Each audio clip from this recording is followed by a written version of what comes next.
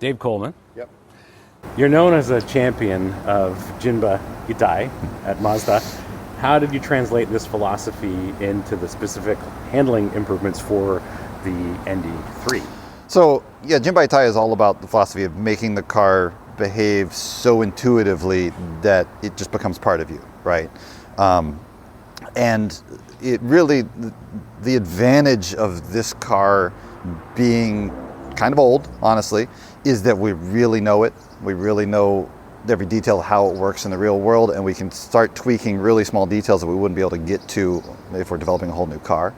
So we just sort of start looking at what's getting in the way of us consistently feeling that Jinba Ittai feeling in all driving scenes.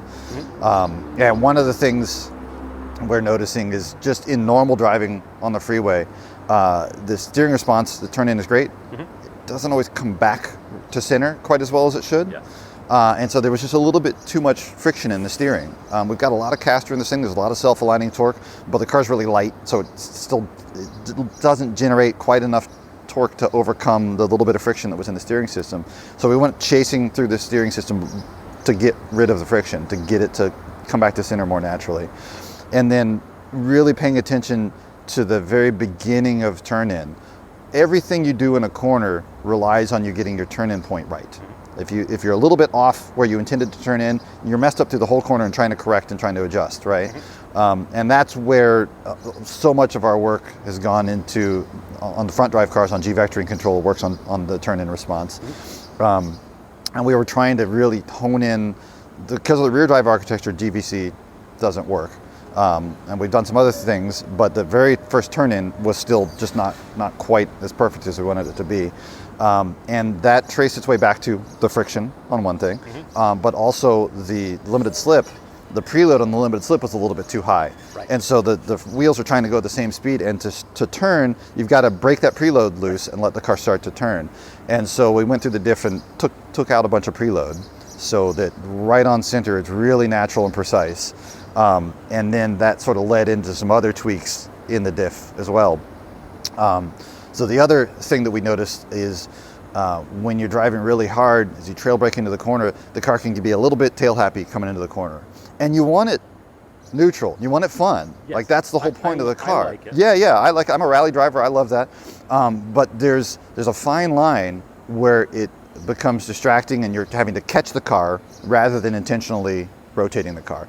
You want the car to spin out at exactly the same rate that you're going around the corner. So you come out of the corner pointing just the right direction that you want it to be. That's a perfectly neutral car, right? And so we'd been doing a bunch of work on our all-wheel drive cars, using the same Jinba Ittai philosophy, trying to get the car to really drive precisely and smoothly. And we'd found that controlling the all-wheel drive system to get the yaw damping of the car. The yaw is the rotation around the Z-axis here, yep. Right? And to damp that motion just right at the right times, we could really control how the car responds, how the steering feels. And at corner entry, this car needed more yaw damping. And at corner exit, it needed less. So what was happening with the old limited slip was to be a little bit too lively coming into the corner. And then when you transition onto the throttle, there'd sometimes be this little kind of snap as the diff tightens up. And if you're already sideways, great, your spin tires are coming out. But if you're kind of neutral at the apex and you get on the throttle, the rear tires would plant and it kind of lifts up the nose and understeers a little bit, right? So what that tells us is on the corner exit, there's too much lockup, and the diff is forcing both tires to go the same speed, and it's just pushing the car wide. But on corner entry, there's not enough lockup and it's too loose. So we needed the diff to work asymmetrically. So it had a stronger lockup ramp on coast down, so that would stabilize the entry a little bit and get it to rotate in just the right amount. And then a little bit lighter on corner exit so that it doesn't push the car wide. So it continues to track the way you want it to go. All of that came out of our all-wheel drive development and learning to focus on the yaw damping of the car, right?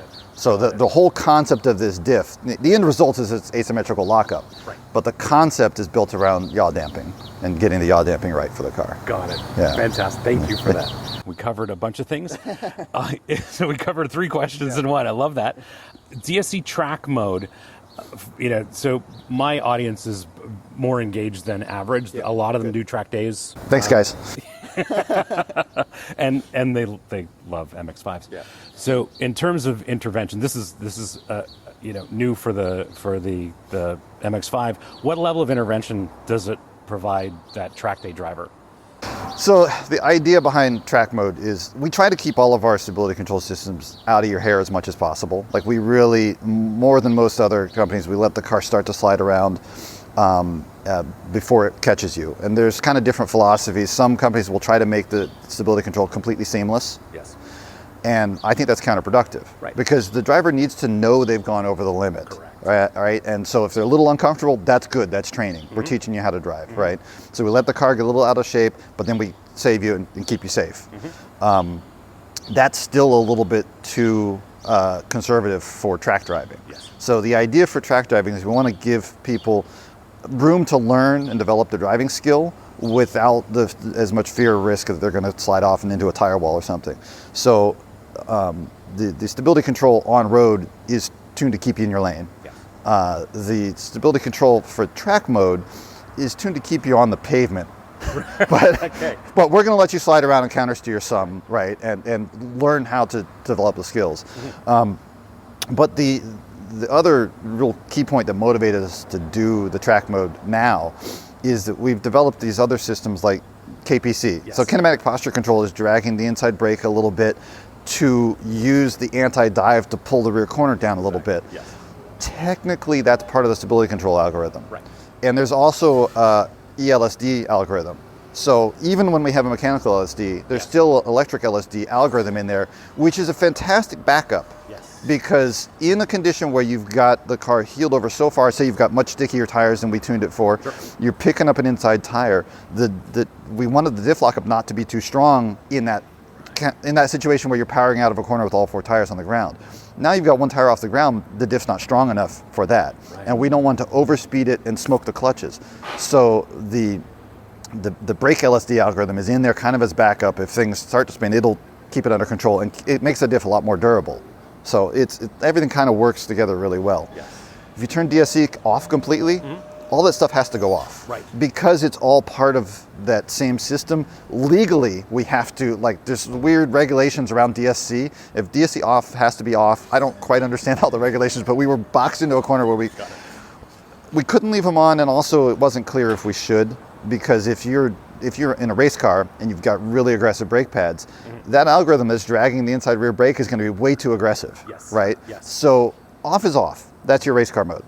But for a track day car that's relatively close to, that's got a street setup on it, that's not super aggressive, it leaves KPC on, it leaves the ELSD on, and it gives you enough leeway to drive the car sideways, but when you looks like you're out of shape, it'll try to gather you up and keep you on the pavement. And that, from my perspective, I've been teaching race driving for over 25 years and all of this stuff. That is a great feedback loop for somebody who's relatively new to track days. I think that is fantastic. Yeah.